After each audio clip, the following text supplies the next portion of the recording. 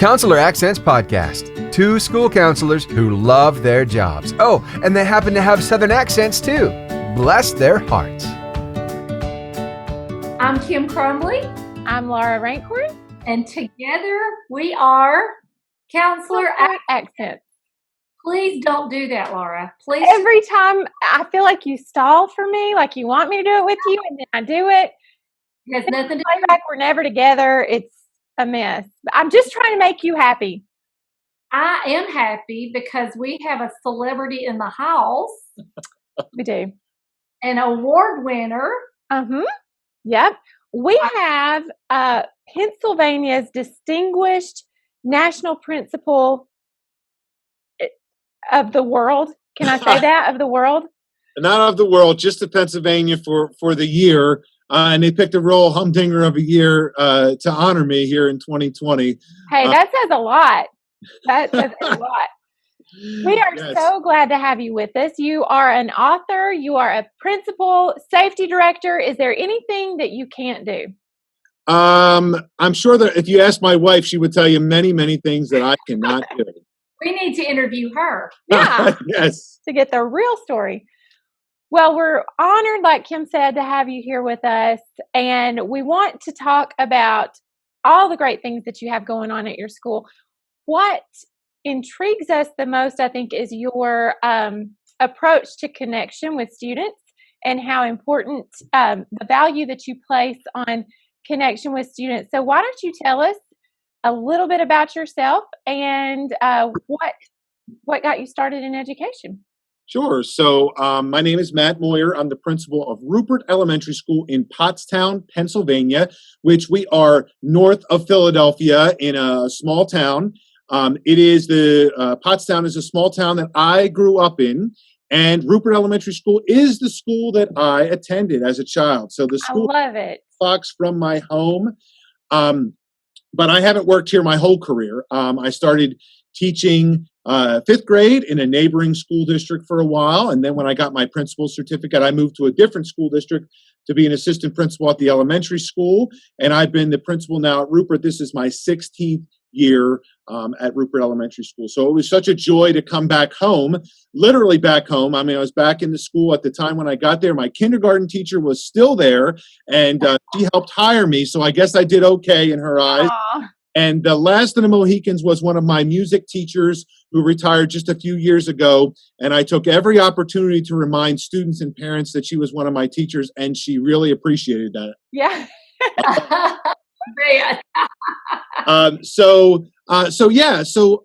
You mentioned about connections with kids, and relationships are everything. They're so very incredibly important, and building relationships are really just a cornerstone of my philosophy and what we do with all of our teachers. And that's relationships with everyone. So as a principal, I have to build relationships with students. I build relationships with teachers, with parents, with the community. It's all important. All of those relationships matter for so many reasons that I won't get into a whole bunch. But building those connections matter. And it starts from the very beginning of school, whether that's in a virtual setting like we are right now, or a brick and mortar school.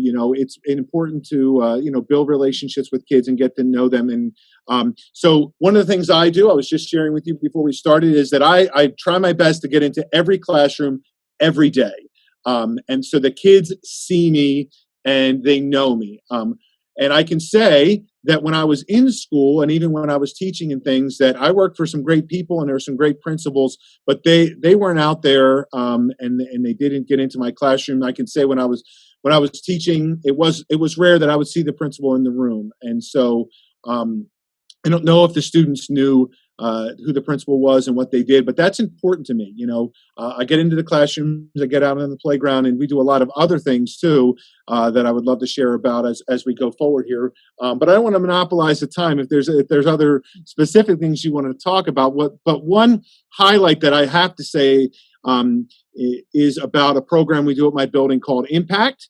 And that's a very important thing to me and important to our teachers. I have the best teachers. So for all those teachers watching out there, I'm going to let you know that you're wonderful, but the teachers at Rupert Elementary School in Pottstown are the absolute best. I've never worked with a more dedicated group of people in my life, and they're showing it now with everything that's going on. They build those connections with families. That's really important to them as a philosophy.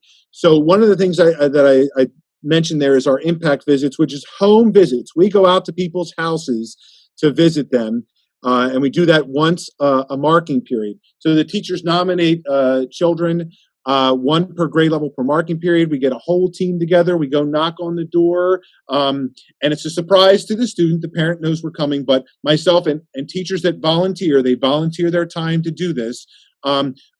Go to their house. I read a certificate that the teacher has written about why they're being honored. They get a T-shirt. They get balloons. We take pictures. They get posted all over social media. Sometimes we get lucky enough to get in the local paper with those, and just make a really big deal about that. And to me, that's the best hour of my marking period, and just a wonderful thing that we do, and the teachers do a great job of coming out with me. Like I said, they volunteer their time. It's actually a day. We usually do it on an early dismissal day. It's an early dismissal, and they can be working on report cards, but they take an hour out of their time to do it.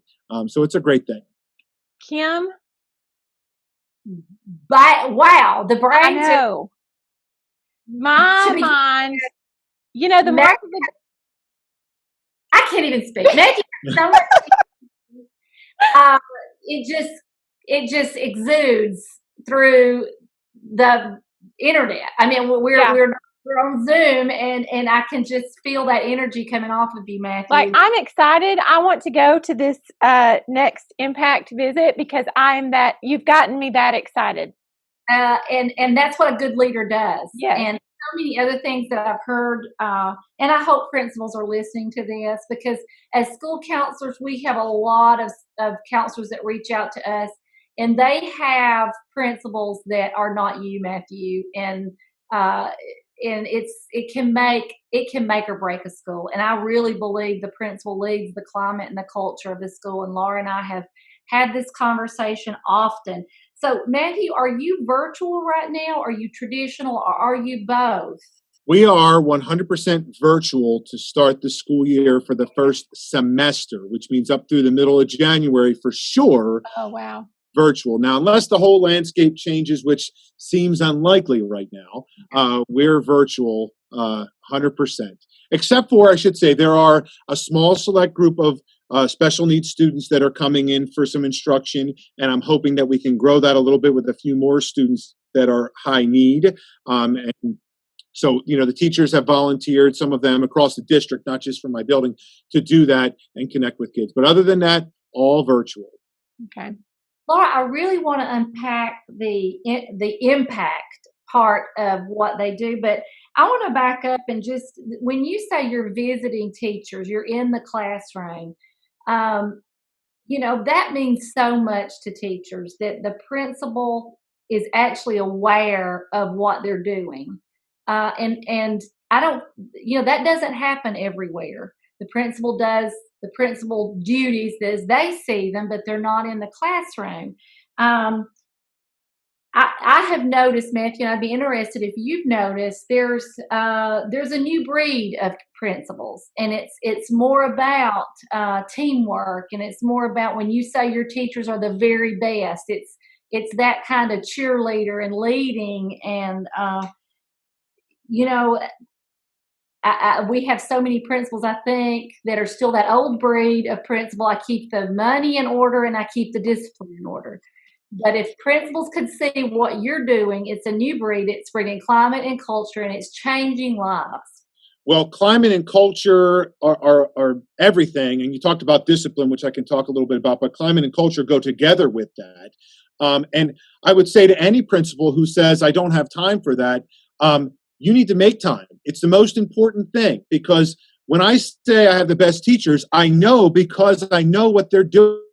doing because I'm in their room and I see what they're doing.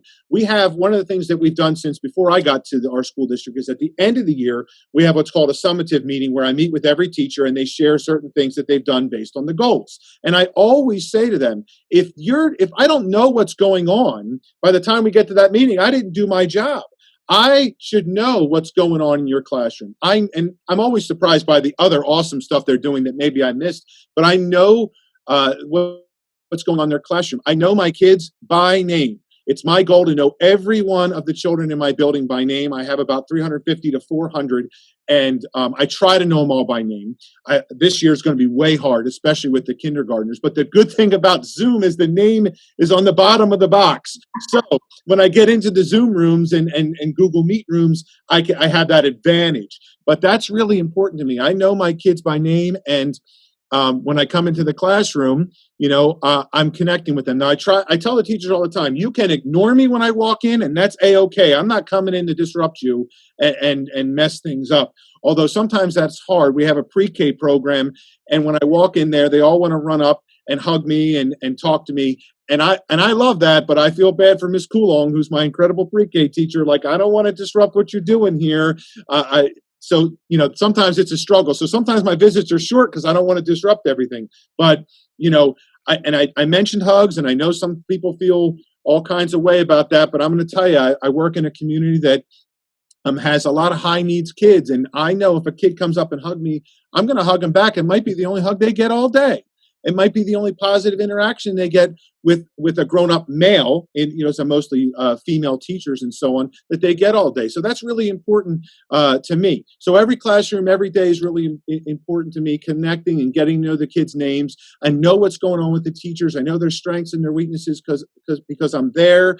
You mentioned about leadership, and one of the philosophies that was instilled in me early on by one of my mentors. I have a couple really amazing mentors, but one of them was Dr. Reed Lindley, who was the superintendent at Pottstown, and he talked a lot about top-down and bottom-up leadership. And so the principle, there's top-down there, philosophical things that I believe, and you mentioned about how important principles are, and they create the climate and culture of the building, and I believe that in my heart of hearts.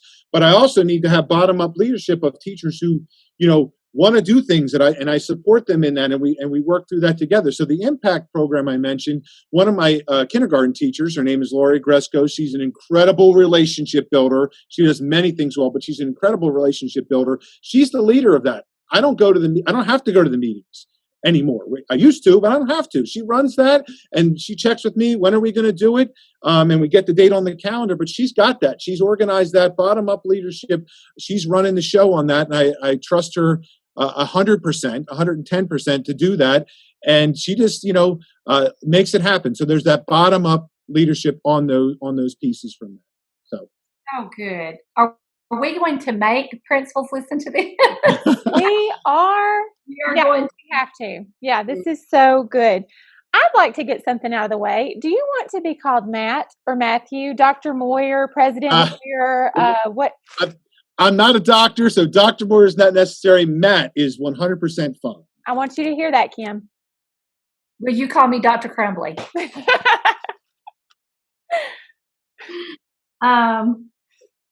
So Matt's fine. Matt is absolutely now the podcast is half over. I know. Well, yeah. Better now than never. So Matthew, know that you're in an area that is would lower income area? Is that what you would describe? We are a high poverty area. So okay. Real quick, I won't bore you too much, but Pottstown was a town that was a blue collar town. Like my dad worked at a factory, worked at Mrs. Smith Pies, which actually started in Pottstown. And there was others like Bethlehem Steel. They provided steel to the Golden Gate Bridge and a few others, where all those industries have left Pottstown, not just because of Pottstown, but they don't exist around the country anymore, manufacturing jobs. So when those jobs went away, then more poverty came in. So 100% of the children that attend our district get free breakfast and free lunch, 100%. So we do have an interesting dichotomy. We have some higher end, parts of the town where there are some folks that have some money. Generally, they send their children to some of the private schools that are in town.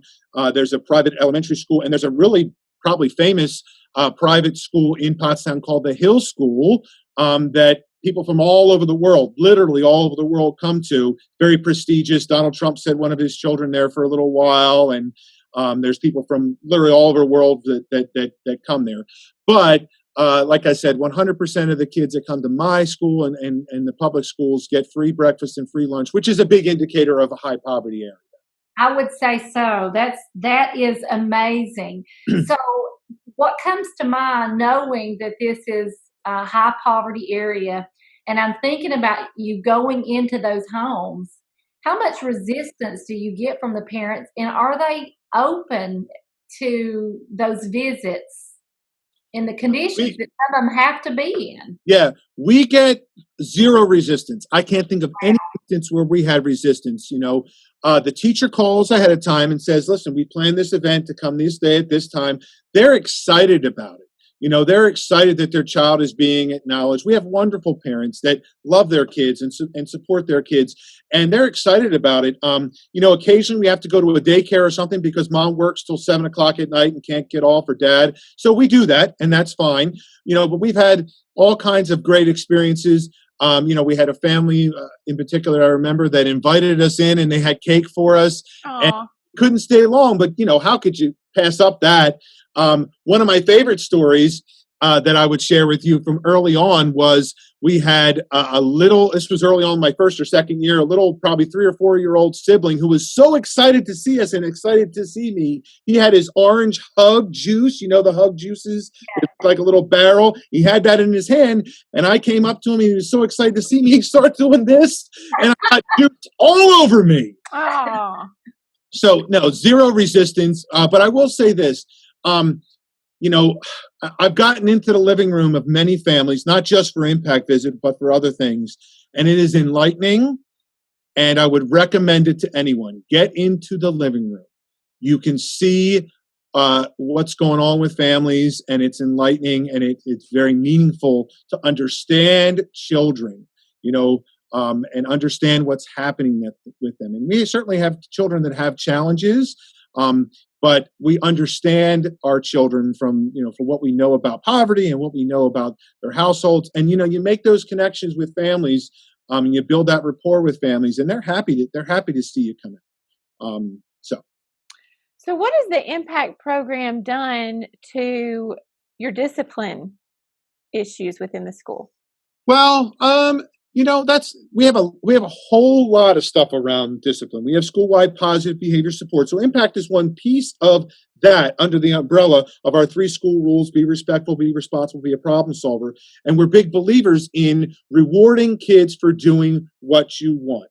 You mentioned, I think, earlier on, Dr. Crumley, that about discipline and those kinds of things. And so, we take a more restorative approach with kids, and we look at the behaviors and rewarding the opposite of those things. We all like to do things to be rewarded, and I don't mean trinkets and things like that. I think the best rewards are a phone call home, a text home, a postcard home. We do all of those things. I do them too. I model that. That's part of what we do. But certainly things happen with discipline, and you have to remember, consequences rarely change behaviors. It's about building rapport and making it a learning opportunity. And one of the things, another one of my great mentors, and I would be remiss if I didn't mention him, Dr. Jeffrey Sparagana, who was my boss for years and years and a superintendent as well, told me early on, he said, Matt, sometimes people think that or a child just needs a haircut and someone wants to cut their head off. And I'm a big believer in the haircut, not just because I have a short haircut, but the haircut. We hold them accountable, but that doesn't mean that you cut their head off, and you have a restorative practice with them. And then you recognize when they're doing the right things, and you build those connections that way. I'm a big believer in those connections, and I use my phone, and I know some principals are going to cringe at this. I text parents, and From my phone. Yes, they have my number. It's okay. They don't abuse it. I can't think of anyone who's ever abused it. But the same child who I'm texting mom to say, hey, Joe Bag of Donuts had a little bit of an issue yesterday, the next day might get a text from me that said, hey, I was in the room and guess what? He was doing an amazing job today. So, all those connections matter and those relationships matter, and Impact's just one piece of that. We have a whole Caught Being Good program as well, and all those connections matter, and you build that up. If the first contact that I have with a parent is just to tell them that their child's made a mistake, well, that's not so great.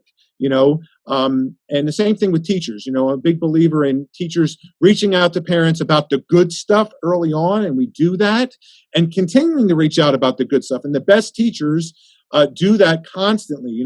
One of those, and there's a lot of them, but that Mrs. Gresco, Lori Gresco, I mentioned earlier, kindergarten teacher, she's a big believer in this. And I'm actually going to say I learned that from her because she texts her parents constantly with the good things, snaps a picture of the child doing this good thing. And I do that too. I have a proud of my selfie that children can come down. We take a selfie together. I post it on all of our social media accounts, and I'll often send it, email it, or text it directly to the parent. Hey, look, Johnny came down to read to me, or Mary's having a good day, or Susie's having a good day. I don't know why I use those names because no one actually has those names. But anyway, that's all a part of it, and it's culture building, again, and the teachers know, and the best ones always, the kid they sent to me yesterday because there was a behavior issue, they try to send to me the next day for doing a good thing. That's so great. As a parent, how much does that mean to you that you care about my child and you're taking, and then because you're doing both, I can see how they're going to take so many times you meet opposition when you're disciplining a child. But if you've built that respect up and that rapport, then they know that you're disciplining out of, because you care about that child. You're putting right. It's all right to say it. It's out of love. You can say it. That's okay. It is. It's out of love. Agape love, that kind of love. I love the kids at my building. I love the staff at my building. And so, it's out of love and care and compassion for them. And yes, you're right. And now I'm not going to say 100% of the parents agree with me on all those things and everything's honky-dory because that's not true. But, some of the most challenging children that I have at the building, I build up a really great rapport with the parent, and we're working together. And that's a philosophical thing, that we're working together. And we believe that, that we believe that we're working together toward the same goal, not just using lip service like some folks do, where they say, well, I'm the teacher and I believe in working together as long as you want to do what I want to do. There's give and take on that. Yeah. Yeah. I know you have more to talk about than just impact, but that's such a great idea. And but I'm wondering, that's not my phone. Sorry. Do you have issues with, do you worry about legal issues at all in any of this? Has that ever come up, like home visits? Well, we make an appointment in advance. So, the parent knows we're coming. We're not surprising the parent. We're just surprising the child. And as far as like the pictures and all those kinds of things, we have in our district a opt-out policy. So in other words, if you don't want your child's picture taken and put places, all you got to do is let us know and we won't do that. But other than that, they know what they're getting into. And most parents really love that. If you're scrolling through a Facebook and you see the Rupert Elementary Facebook page and there's your child for doing a good thing, caught being good, or principal selfie, or, they love that. So we've not run across any of those issues, but we're very sensitive to that and let folks know, if you don't want your child, just let us know. And over my time, we've had a few families that said, I would prefer you not do that. And that's fine. Yeah. Yeah. Where did this idea come from? Where did Impact originate? Well, it originated before I got there, and I think it really started at the high school level, and it started with a group of people. And I know one of the big supporters, again, I'll call out another mentor of mine. His name's John Armada. He was one of my high school teachers. He's the director of community relations, and he's actually been, he volunteers his time like 100 hours a week now doing this. and he's been in the district for 50 years, literally 50 years. And it was a program that when I first got there, he said, "Hey, Matt, we did this, and we adapted a little bit to our beliefs, but I believe it started in the high school back probably a good 20 years ago. Wow. Schools continued with it, and some schools didn't, but we have continued with it. It's an important thing to us. I love it. Oh, too. I'm wondering, I can imagine how elementary students would react to it. I'm wondering how high school students react to teachers and the principal showing up. Were you ever involved in that? I was not, and I would say that I believe that kids are kids, and we forget sometimes that even a 15-year-old kid would like to see people come to their house and say, "Attaboy, good job," because Yeah. that's what we're doing. I mean, we're only at the house for a few minutes, and I think they probably would, really appreciate that. And I do know that there, have been times where like I said, our high school was doing it years ago. But I think for the most part, they would appreciate it. I have 2 children of my own, and I will tell you that if, we got one postcard for one of my children, and my children are great. They're well behaved. They follow the rules. They do those kinds of things. If someone called me up and said for my 16-year-old and my 14-year-old, we want to come visit, I think they would be happy for that. I will tell you, we get some interesting reaction from kids because remember, the kids don't know we're coming. So it's kind of like worlds are colliding because, kids think that I live at school and sleep at school. Yeah. So they're in shock. And I think a lot of times after they leave, they process it with their parents. Their parents sometimes reach out like, wow, they were kind of just in shock at first. And we've had some that have taken off for their bedroom when we got there and had to be coaxed out because they were just shy and those kinds of things. But yeah, what's happening? Yes. So I know we've talked about impact and kind of honed in on that, but we know you have other great things that.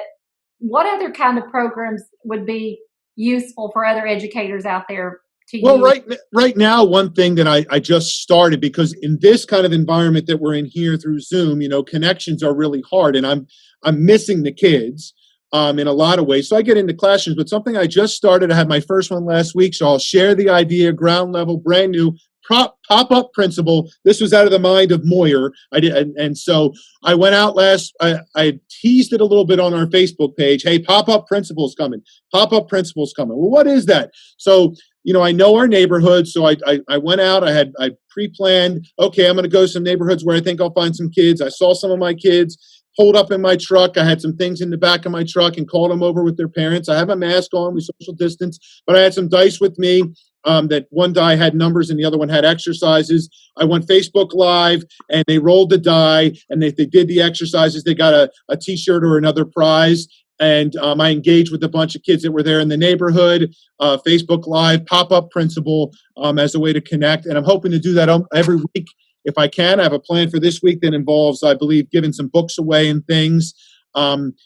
And that was wonderful, and it got a lot of excitement around. So I'm hoping that this week, when I pop up, I'll find some more kids around and be able to connect with them and their families. Their moms are there, or grandmom, or whoever it was came over, and it was wonderful. I'm in love. I'm in love. If it weren't for the weather, Kim and I think we would be tempted to move up to Pennsylvania, but I can't handle northern weather. I just can't. You're offensive. I'll move since he's asking. Well, I will tell you, just all of a sudden here changed weather-wise from warm summer to fall like that. But it's beautiful. Last week, the afternoon I went out was absolutely perfect. Sun was shining. It was probably in the 60s. It was a beautiful day to be outside. So but now's a good time to come up. The fall's beautiful. You get all the leaves changing and everything like that, and then you can go back home before the really cold weather comes. There we go. I love pop-up principle. I too. That is fantastic. We did a webinar, I guess a couple of weeks ago, and it was on connecting. Part of that was how important just one adult in the academic realm of how much that in every way, how much that helps the student. But we tried to think of ways that educators could connect, but I tell you, that has to be the most original that I have heard. Is to actually show up and do some activities like that. I mean, I that is love it. wonderful. Yeah, I mean, connections, relationships, they're all so important. And I tell people all the time, teachers, you're making an impact whether you like it or not. You know, kids are going to remember you. They're not going to remember the Star Spangled Awesome reading lesson you did, but they're going to remember how you made them feel and the connection you made with them. And our principal, our high school principal, great high school principal, also an alumni that we have, started a few years ago, having the seniors invite back someone who made an impact on them. They can invite 2 honored guests to graduation. And the best teachers that I have get invited every year. Every year. And I've had, I'm going to brag on myself for a second to say I've been invited a few times, and that meant the world to me because I'm just one dopey principal that they've had over the course of their whole lifetime. So if I did something to connect with them that they invited me, that was perhaps the biggest honor that I could have when I was when they were asking me about things for the National Principal Award. That was one of my highlights because to say I've been invited back by a student that's graduating means a lot. And I want to highlight something that came up this year. The salutatorian, fantastic young man who's now at the Naval Academy. He did a speech, of course, and in his speech, he said something about me, which meant the world. And I don't say this to like brag on myself. I say this because the story he told, I completely forgot about. I wouldn't have remembered it. It happened when he was in 5th grade. And he highlighted a story, an interaction that I had with him. He wanted to raise some money, and I talked to him and gave him a little guidance on that. And he learned a lesson that stuck with him till he was a senior. You don't know what thing you say or do is going to stick with a child forever. So be very cautious about what you say and do because everything you say matters and can stick with someone in a child. So, you know, we're making an impact here, but the kids will remember how you made them feel. And that thing I did there made him feel a particular way that stuck with him forever and ever. But kids will never remember the great math lesson you taught them, but they'll remember the day that you did something that made them feel good or not so good. Yeah. Wow. I So love that. And, you know, it makes me think about whenever school got out for quarantine, teachers had this grieving period, educators had a grieving period because we were saying things like, if we had just known, if we had just had one more day. And I love that you make every day count. And that is the message that it sounds like you share with your teachers that, you know, they are making an impact. And what we heard so often was, I wish we had just had one more day or whatever. And I just love that you're making it count. Yeah, it was really very difficult for our teachers because there wasn't that closure that they look for and all those things. We were able to do, you know, and a lot of schools probably did this, you know, we did a parade around the community. So we're in a small town. And so because I grew up in the town, I know the town well, and so do some other people that work there. So we were able to map out a route that got us to pass by just about everybody's house. And, you know, teachers, they volunteered their time again. They showed up and we did a great parade. And, you know, teachers were real creative. One of the teachers had her daughter drive her car. She had a convertible and she sat on the top and she had one of those long reacher, you know, things. And when she saw her own children in her class, was able to give them a particular treat just for them. That day brought us so much joy and some closure at the end of the year. It was wonderful. But you're right. Teachers were missing that and wish they had that. And so we tried the best we can with social distance rules to do those things, and are trying now too to still try to stay connected, you know, with kids and families. But it's very difficult. It's a challenge. Yeah, a challenge. I don't think we as educators ever thought we would be in this position. I don't think we could have dreamed this scenario up that we're seeing nationwide. We're all in the same boat, and it's unique. You know, it's unique to every profession, and it's certainly hit educators in a special and unique way. So, are there any other thing? I mean, I'm afraid you got some more things up in that warrior brain, and I want to make sure they get out because I'm loving these ideas. They're so powerful. Well, one thing did want to talk about, and I want to make sure before we run out of time, because I could talk on and on and on about Rupert Elementary School and the stuff we do forever. My wife sometimes says, Matt, you're married to Rupert first, Oh, which probably isn't a good thing, but you know, I wrote a book recently, a children's book, and for those of you watching, it's right here. It's called The Adventures of David and Donald. And so, why do I bring this up? Because this has, besides the fact that it has a great lesson in it, a social emotional learning lesson I can talk about. But one of the great things too that this did for me, and that all teachers and educators are going through, is it pushed me to learn new things. We're all being pushed to learn new things. As adults, we don't do that very often, so it's hard for us. We forget what it's like. This experience for me helps me to be a better teacher, because when I was struggling with something like that, I remember, okay, when I'm trying to teach this to a child, they struggle with that. And for educators too, right now, learning all the ins and outs of Google Classroom or whatever it might be, puts ourselves in the learner's position, which is really hard. that's so good. And an important learning experience. Adults don't push themselves to do things that are uncomfortable or difficult because we don't want to do that stuff anymore. But Yeah. we pushed ourselves. So I pushed myself to do that with writing a book, which I'm hopeful that I will actually write a series of books all on social emotional learning topics, which as counselors, I think you can appreciate. The book draws from some experiences that I actually had. It's called The Fractured Flower Pot. And there's the title there. And the two guys, David and Donald, which represent my brothers and I, it's based on a true story. We broke a flower pot in our grandpa's yard, and we had to figure out what we were going to do. And then the story kind of goes off. They figure out the problem-solving process and how are they going to solve the problem. Oh, that's great.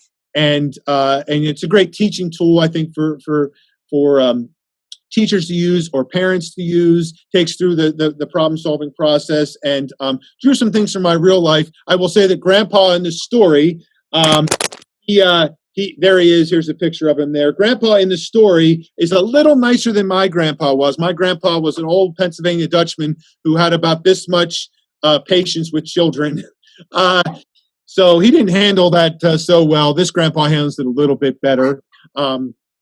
And so, to answer your question about other things that are banging around my brain, is that I would say to any administrator or teacher, push yourself out of your comfort zone to try new things. I know it's like challenging to do something you've never done before, or to go out in the neighborhood and put your Facebook Live, everyone can see me. Those things, pushes out of your comfort zone a little bit, but you have to do that to have growth with anything. And that's what I'm trying to also say to teachers right now, is that I know all this stuff we're doing is super hard and uncomfortable, but when we finally get past this and get back to real school, we will all have acquired this whole new skill set that we can integrate into things and make things so much better and be more engaging to people. Just one example I would say is, traditionally, just like every school, at the end of the first marking period around Thanksgiving, we have conferences. And this year they're going to all be virtual, of course, but we struggle sometimes for some parents to get to our conferences because they're working parents. They don't have a car. They have children at home. They have to get dinner and do homework and all those things, and they don't make it in. We now have this tool called Zoom, Google Meet, whatever it may be, that we can use and offer you a choice. Do you want to come in for face-to-face? We'd love that. But if you can't, hey, we can meet with you virtually now. And you don't have to leave your house. And for some parents, getting from home to school is really a challenge on a cold November night where they literally might have to walk 1.5 miles to get there. And now we can offer this new thing to them because we've learned how to use it through all this. So the glass is half full. We just can't see it right now. Good. That's good. You have mentioned SEL and emotional, and we don't hear that a lot from principals. So that's surprising that you are aware of that. He's speaking our language. In our wheelhouse now. Yeah. So tell me, how did you how did you learn that part? Because Laura agree, we don't hear a lot from principals, social emotional side. And we know it's not from his counselor because, hey, Pennsylvania, listen to us. He doesn't have a counselor. Well, I just want to get that out there. Yeah, we don't have a guidance counselor at our building because I'll put my plug in for anyone from Pennsylvania to say that the Pennsylvania does not have a fair funding formula. The schools that are in the lower socioeconomic status get less and actually get less money than schools that have more. It's crazy. But anyway, so to answer your question, the district, I work with some wonderful people and some wonderful leaders who saw and heard about social emotional learning and went out and visited some places and came back and said, this is something that we must do. Not a should do, we must do. And just like I mentioned earlier about top-down, bottom-up leadership, when we do things, and I'll plug in for my school district and some great leaders, the principals are involved. I go to all the trainings and learned about this stuff called SEL. And so it disappoints me to hear that you're saying that principals don't talk that language, because social emotional learning skills are life skills.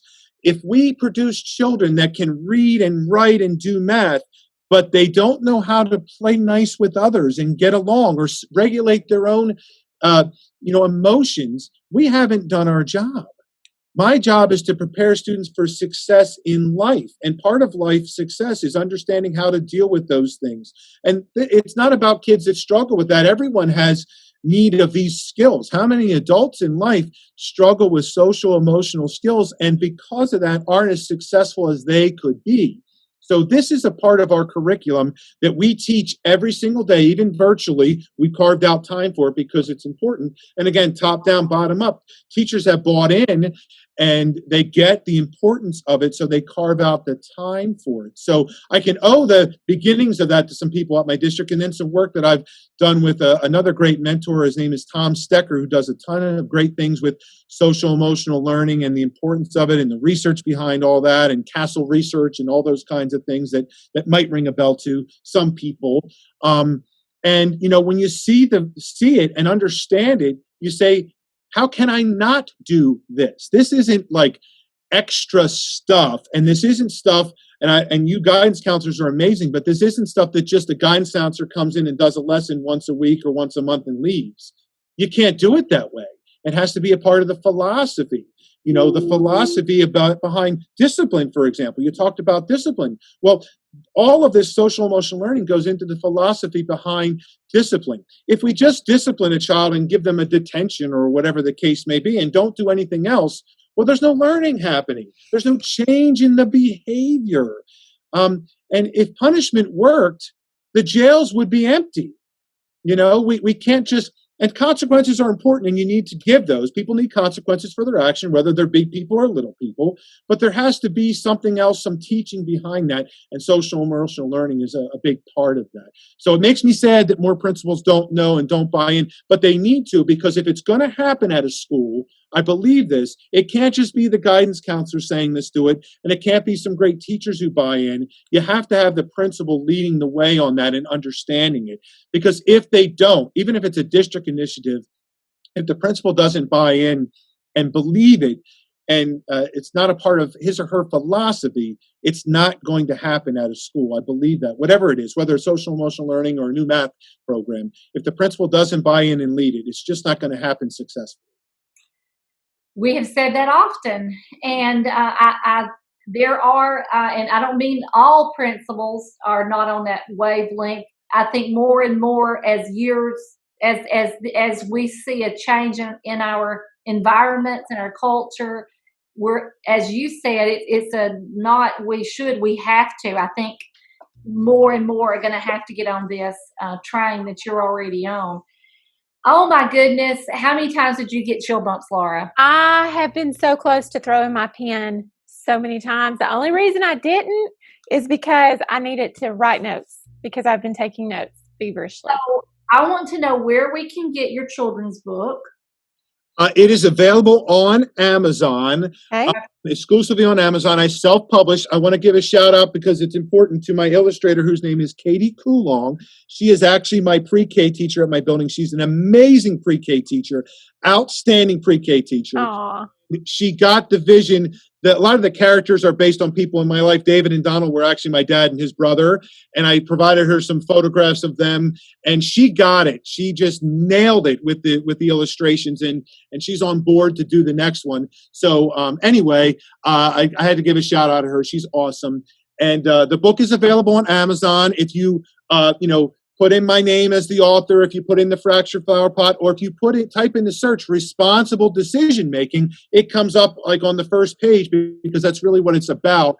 And I hope that people will use it as a tool. I think it's a nice read as well. It's a great read aloud for teachers to use. It's got questions in the back that a teacher could use, to foster some discussion. So if you don't have a series that you're using at your district for social emotional learning, which we do, and I hope your district does. But if you don't, and teachers go, well, I'm looking for a resource for responsible decision making, or there also talks about, how do you apologize and some of those things and telling the truth.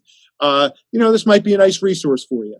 You just hit a lot of our mindsets and behaviors that we have as school counselors that we have to make sure that we're teaching. Problem solving is a huge one, and we hear lots of counselors say, how do I teach problem solving? Well, this would be a great way. And we look forward to more. Yes. And when you write your book called The Mind of Moyer, I want you to dedicate it to me. She's not a doctor. Let me just tell you that. She is not a doctor. She's not a doctor? No. Make it out to Dr. Crumbly, The Mind of Moyer. We're going to go places. We're going to go places. All right. I'll try my best. Do you speak? Do you go on tour and speak?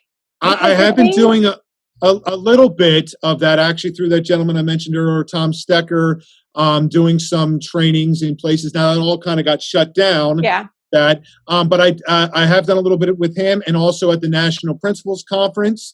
I spoke last summer. I was supposed to speak this summer, but this one got canceled. But next summer, I'll be speaking at that conference, and that's also where, hopefully, if everything calms down, they'll finally be able to have a little reception for all the national principals across the country. Typically, they have something in Washington in October, but unfortunately, they canceled that. So yeah, I do a little bit of that, and would love to do more. Passionate about a lot of subjects, and I think after 20 plus years in the business, I might have a little something to offer, I hope, to some people. I think every school counselor that is listening will want you to come speak at their school so that their principal will adopt your views on SEL and so many other things. So there was so much here. It was so much good. in this podcast that you could take and actually, we say rubber meets the road, start doing some of these things. So I love when that happens in a podcast, that we give ideas to people that they can implement immediately. But I know you're busy, and we thank you. We told you a shorter amount of time than this, but thank you for giving us this extra time, because I think we could even go. I think he has so much more. Oh, I know he does. Yeah. Well, I would love to come back another time. We would love it. And I would love to come back another time. I won't keep everyone, but I agree with you, Kim. Whenever I listen to something or hear something, or what, if I can come away with something I can do tomorrow, yes, great. And I hope that some things I've said have resonated with someone that they can do tomorrow and go back and start something. That means a lot. And if folks are looking to hear more or get more information, I do have a Facebook page and all those kinds of things. If you're interested, and a web page that's connected to it. It's called From the Principal's Office on Facebook. It has a caricature that looks like this guy. So there might be some other From the Principal's offices, but there's a character that looks like this caricature that I had done. It looks like me, because no one wants to really look at this face too much. So the caricature is there, From the Principal's Office, and on there is my webpage as well, ways to contact me. And I try to put stuff out about things that are going on, and quotes that are important to me, and all those kinds of things. So I'm available, and I don't know if you put the link in here, they can have my email address, Mr. Matt Moyer at gmail.com. You can email me. I'm happy to hear from you. and do whatever I can to help you out, whether it's just sharing some of these ideas or emailing you some templates to something we might have that's helpful to you. Wow. We're a fan, and Yeah. Pennsylvania is lucky to have you as a principal. And good luck to your. I look to see great and wonderful things, don't you, Laura? I mean, I just think he's just getting going, and Oh, has a lot. absolutely. So thank you. We look forward to what you're going to do in the future, and thanks for the time you gave us. Thank you so much for having me. I appreciate it. It was a joy. Thank you. Laura, we are recording this, and it is, I'm going to say, supper time. It is. And I'm hungry, but I still want to share a story with you. What are you having? What are you having for supper? I'm having, actually, I don't know because. You're ill prepared. Yeah. What are you having? I'm having brats. Well, you know what? I asked JC if we could have hot dogs because I love hot dogs. So we could both be having hot dogs. No. A hot dog is not a brat. Okay. I need you to, I mean, you may have hot dogs, but I'm stepping up. See? Well, I get Nathan's hot dogs, so that is kind of a step I'm up. going to say there is the category of hot dog, and then it's a step up. It's brats. It's like hamburger steak, but I'm going to just let that go. Okay. So do you want to go first today, or do you want me to go? Because my stories are generally better. So first, or do you want to try to follow me? I want to try to follow you. Oh boy, that's what we always do, and it always ends badly. So, Laura, this is I'm going to call this story "The Fork in the Road." That's been every done. day. You did not invent this story. Fork in the road, and what that means is we make decisions every day. Some small, some big. This is a big decision that was made, and some people may remember this story, but it's the story of Dan Mazer. And Dan Mazer was a climber, and he had prepared for 2 years to climb Mount Everest. This is not just like a little jaunt up one of your Tennessee mountains, Laura. This is. I'm offended, and I need you to stop. I'm telling you, this is a 2,000 feet. No, more than that. They were within 2,000 feet. They were within 2,000 feet, which was about 2 hours away. They've been hiking for days and days to get to this point. So they're 2 hours away. And this is called the death zone because so many people, it's just littered with corpses. I don't know why I did that accent. Did you hear it? It's just littered with corpses. But that's the death zone because it's so dangerous. The temperatures hover below zero, and blizzards can just come out of the blue. And 10 days prior to them climbing, a British climber had died, and 40 people passed this climber as he was dying, just passed him to continue on to the top. Goodness, I can't even imagine. So, well, you have to remember, going in that this could happen. And so you're prepared. Everything in your life is revolved around this. So it's 7:30 in the morning. The sun is brilliant. Hopes are high. They're within 2 hours. They can do this. And they catch a glimpse of some fabric. And Mazer goes in to investigate a little bit, and he saw a man perched on a ledge, and the man had taken off his shirt, and obviously he was hallucinating, because he had been oxygen deprived. And he yells out, "What is your name?" And he says, "My name is Lincoln Hall." And he knows that 12 hours earlier, they had been told that on the mountain was a body, the body of Lincoln Hall. Well, Lincoln Hall was not dead. He was alive, but near death because of the oxygen deprivation. So they had to make a choice on whether to stop and help him. His team had left him. Lincoln Hall's team had left him. and went and reported him dead. And so this team of Mazer and his team had a fork in the road decision. I mean, everything they had worked for, all this money they had spent, all this time, or this effort they were going to give up to help him get down, which didn't look like that he would survive even to get down. But this story ends happily.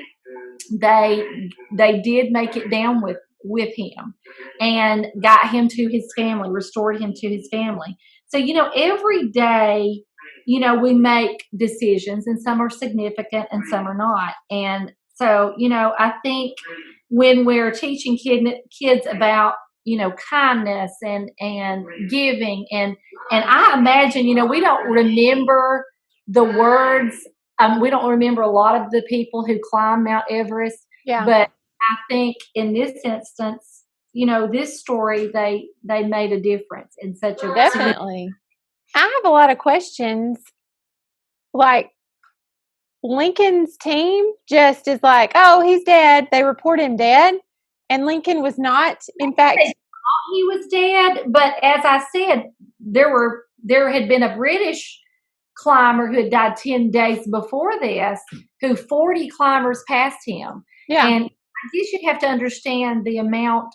It's just, it's going in, if you're going to do possibility. There's this huge possibility. So I guess, it's according to how you look at it, but this Mazer knew, this Tim Mazer knew. And then just to see his family, him restored to his family, Yeah. much that meant to Tim Mazer. So, sometimes putting others before yourself, and that was definitely an incident where he put the life of somebody else. And that had to be extremely dangerous. Climbing down Mount Everest anyway is so dangerous. But to get a near dead person down off of almost, within 2 hours of the summit. So anyway, I can't imagine going, huh? I found this story amazing. It is. I find myself wanting to read more about it and unpack it a little bit more. And why don't we have Tim Mazer and Lincoln Hall on our podcast? So go ahead with your story. I told you mine was going to be amazing. It is. You did not disappoint. What's interesting is I almost used a climbing story. Really? Yes. Really? What does that say? I don't know, but I didn't. It didn't have the best outcome. So it had a good outcome, but not the best. And I wanted a feel-good story, which, let me just say, do not Google feel-good story because... Oh, geez. Okay, so is the school system coming to get your computer tomorrow? Maybe. I hear you. Yeah. Okay. So that's a warning. You might want to be careful to Google. That is a warning to everyone. Yes. Okay. Anyway, this is what I found when I Googled positive story after I... Backtrack. Get out. Lord admission. Okay, go ahead. Okay. There is a lady named Rita, and she was disabled from a car accident 25 years ago. And she has been frustrated for a long time by how many shops and restaurants were inaccessible to wheelchair users. And we've heard this before. We've heard about people being inspired to take action based on just experiences in their own life. But anyway, she is 62 years old, and she came up with a way to fix this. She and her husband started building ramps out of, are you ready? Legos. Stop. Legos, yes. So, yeah, they have made dozens of ready-to-order Lego ramps for shop entrances. They put together all the little plastic bricks, and the reason that they use Legos is so you can tell from a distance with the brightly colored Lego bricks if a building is accessible to a disabled person. I am loving that story. And we're going to do some work with Lego. Yes. And so that's a good segue. I know. podcast with Legos for Education, and we're going to be partnering with them on some activities. So that's a good segue for that. And I love that story. Who would think of that? Not me, but Not that me. just show that this is it. Necessity is the mother of invention. And yes, Think that's it. I think I just made that up, Laura. I think it You just. convince me, and you say it a lot, which convinces me even more. So, Okay, great. So I really enjoyed this podcast. I think it was important, and I think principals are amazing people as a whole. they are. There are so many great principals out there, and I can't imagine the amount of stress a lot of them are under right now.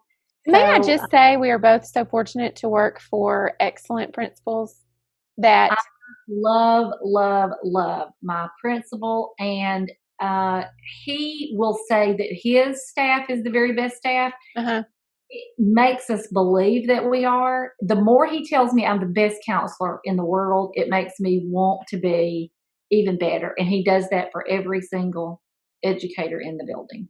and out of the building. He did that for me too. Sure does. He does. He's got a gift. So there's a lot of great principals out there. So anyway, we had a good one on today. Yes. All right. I'm going to eat my brats. Okay. Yeah. Enjoy your hot dogs. Yeah. And if you feel like you can feed your family that crap, you do it. Let me just say that you are welcome to join our Counselor Accents group on Facebook. We would love it if you would subscribe to our podcast so that you know about upcoming episodes. And if you're so inclined, maybe rate our podcast and leave a review. We would love that too. Yeah, don't do the 1-star and then Listen, if you ask for ratings and reviews, you have to be open to whatever they give you. Because that's just rude. Otherwise, we're begging, and we're not beggars. Oh, well, you speak for yourself. All right, everybody have a great week.